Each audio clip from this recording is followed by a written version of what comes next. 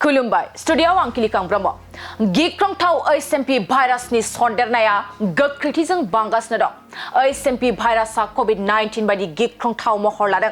चीन हादरनि उनाव भारतआवबो एचएमपी भाइरासजों सन्देरजानाय सुबुंफोरनि अनजिमाया बांगासिनो दं। भारतआव दासिम 8 सुबुंफ्रा एचएमपीजों सन्देरजाबाय। नंगौ, बेंगलुरु, अहमदाबाद, तामिलनाडुनि उनाव आसामावबो सासे 10 दाननि गथ'आ एचएमपीजों गाग्लोबजादों।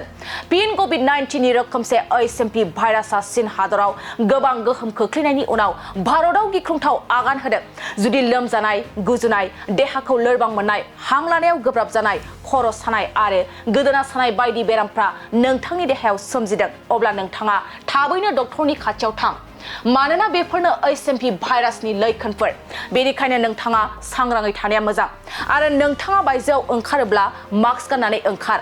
मानोना कोविड-19 निफ्रायबो बांसिन गिथावना जानो हागौ बे एचएमपी भाइरासआ। नंगौ, कोविड-19 नि उनाव चीन हादराव गिबि सोमजिजेननाय एचएमपी भाइरासआ जिउसाया जोबोद गिख्रंथावै गोसारदों। कोविड-19 नि साग्लोबसारनायनिफ्राय रैखा मोननायनि उनाव फिन आरोबाव चीन हादराव एचएमपी भाइरास सोमजिनाया मुलुगनाङैनो गिख्रंथाव महराव सोलायनायनि इसारा।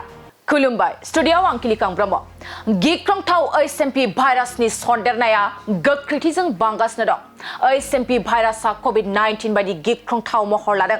चीन हादरनि उनाव भारतआवबो एचएमपी भाइरासजों सन्देरजानाय सुबुंफोरनि अनजिमाया बांगासिनो दं। भारतआव दासिम 8 सुबुंफ्रा एचएमपीजों सन्देरजाबाय।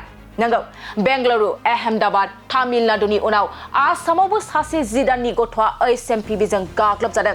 फिन कोविड-19 नि रोखोमसे एचएमपी भाइरासआ चीन हादराव गोबां गोहोम खोख्लैनायनि उनाव भारतआव गिख्रंथाव आगान होदों। जुदि लोमजानाय, गुजुनाय, देहाखौ लोरबां मोननाय, हां लानायाव गोब्राब जानाय, खर' सानाय आरो गोदोना सानाय बायदि बेरामफ्रा नोंथांनि देहायाव सोमजिदों, अब्ला नोंथाङा थाबैनो डक्टरनि खाथियाव थां।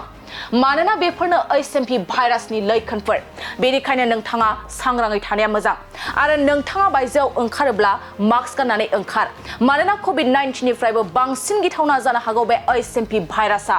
नंगौ, कोविड-19 नि उनाव चीन हादराव गिबि सोमजिजेननाय एचएमपी भाइरासआ जिउसाया जोबोद गिख्रंथावै गोसारदों। कोविड-19 नि साग्लोबसारनायनिफ्राय रैखा मोननायनि उनाव फिन आरोबाव चीन हादराव एचएमपी भाइरास सोमजिनाया मुलुगनाङैनो गिख्रंथाव महराव सोलायनायनि इसारा। खुलुमबाय स्टुडियोआव आं किलिकां ब्रह्म गिख्रंथाव एचएमपी भाइरासनि सन्देरनाया गोख्रैथिजों बांगासिनो दं। एचएमपी भाइरासआ कोविड-19 बायदि गिख्रंथाव महर लादों। चीन हादरनि उनाव भारतआवबो एचएमपी भाइरासजों सन्देरजानाय सुबुंफोरनि अनजिमाया बांगासिनो दं। भारतआव दासिम 8 सुबुंफ्रा एचएमपीजों सन्देरजाबाय। नंगौ, बेंगलुरु, अहमदाबाद, तामिलनाडुनि उनाव आसामावबो सासे 10 दाननि गथ'आ एचएमपीजों गाग्लोबजादों। फिन कोविड-19 नि रोखोमसे एचएमपी भाइरासआ चीन हादराव गोबां गोहोम खोख्लैनायनि उनाव भारतआव गिख्रंथाव आगान होदों। जुदि लोमजानाय, गुजुनाय, देहाखौ लोरबां मोननाय, हां लानायाव गोब्राब जानाय, खर' सानाय आरो गोदोना सानाय बायदि बेरामफ्रा नोंथांनि देहायाव सोमजिदों, अब्ला नोंथाङा थाबैनो डक्टरनि खाथियाव थां। मानोना बेफोरनो एचएमपी भाइरासनि लैखोनफोर।